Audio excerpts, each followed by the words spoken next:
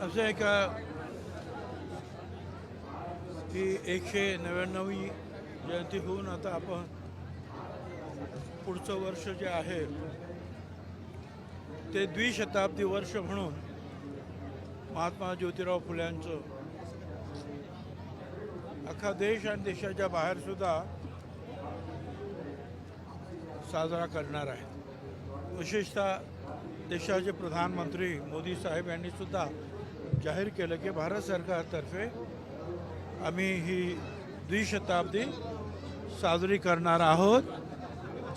त्याचप्रमाणे फडणवीस यांनी सुद्धा सांगितलं, कमिटी वगैरे त्यांनी नेमली, भारत सरकारने सुद्धा त्यासाठी कमिटी नेमली आणि त्याद्वारे जे आहे त्यांनी सांगितलं की आजपासून वर्षभर वेगवेगळे कार्यक्रम।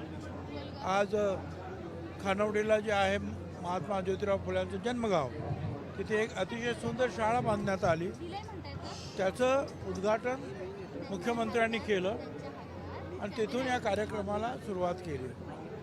कारण शिक्षण बाकीच्या तर गोष्टी होत्याच, छूत अछूतपणा दूर करणं, शेतकऱ्यांना त्यांचे हक्क काय, त्यांचं कर्तव्य काय,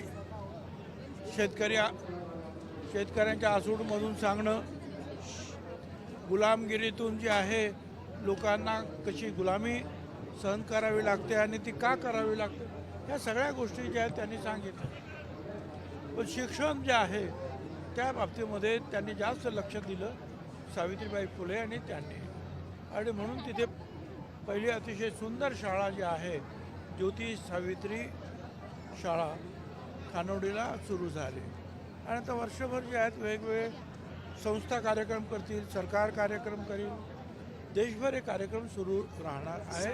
आज आपलं सौभाग्य खरं तर चांगलं म्हणावं लागेल, नशीब म्हणावं लागेल, एक अपघात होता राहिला आहे।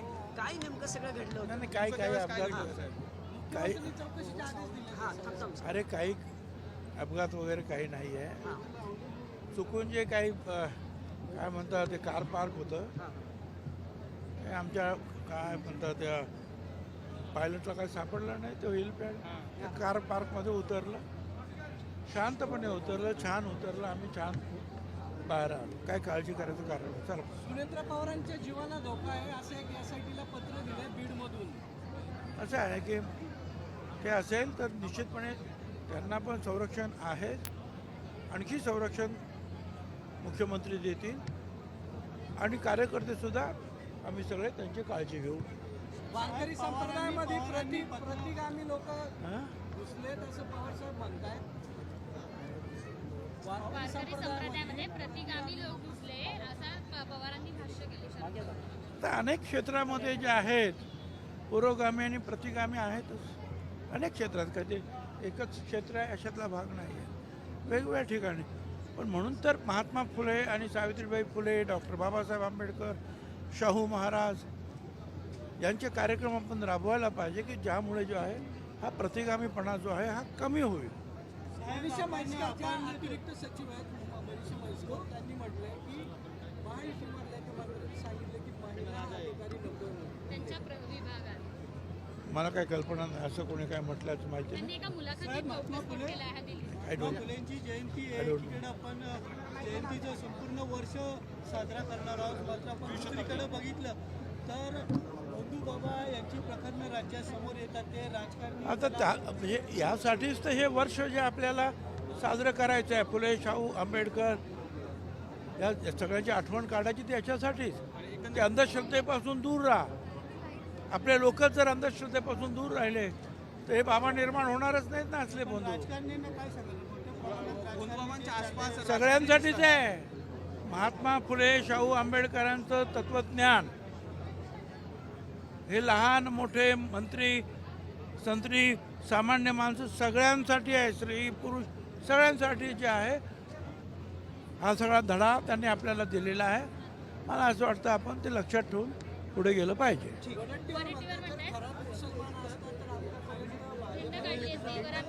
काय घरात जर मुस्लिम असतात तर त्याच्या आतापर्यंत भाजपने आता ते प्रत्येकजण काय काय बोलेल त्याच्यावर मी काय बोलायचं? ठीक आहे, भाजप यांना सेफ करते का खरात आणला? असं वाटतंय का? कारण की अनेक नेत्यांसोबत त्यांचे फोटो आहेत, त्यामुळे असं वाटतंय का?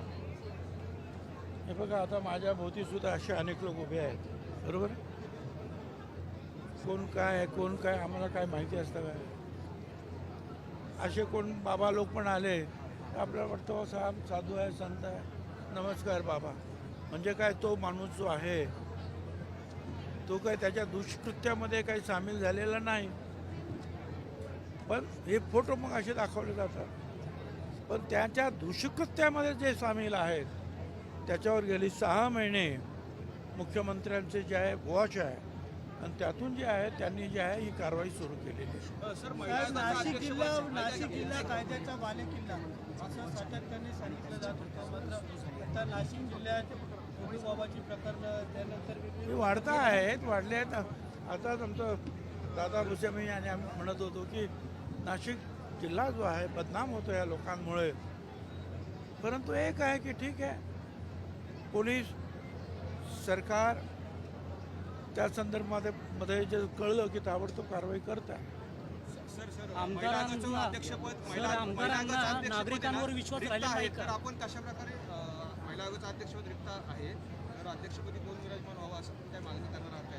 महिला विराजमान व्हावी. पक्षातलं कोण असावं असं वाटतं आपल्या पक्षात? महिला जी आहे ती चांगली, कुठलीही महिला मुख्यमंत्री उपमुख्यमंत्री जे ठरवतील जी त्या पदाला योग्य आहे, न्याय देणारी आहे, अशी महिला.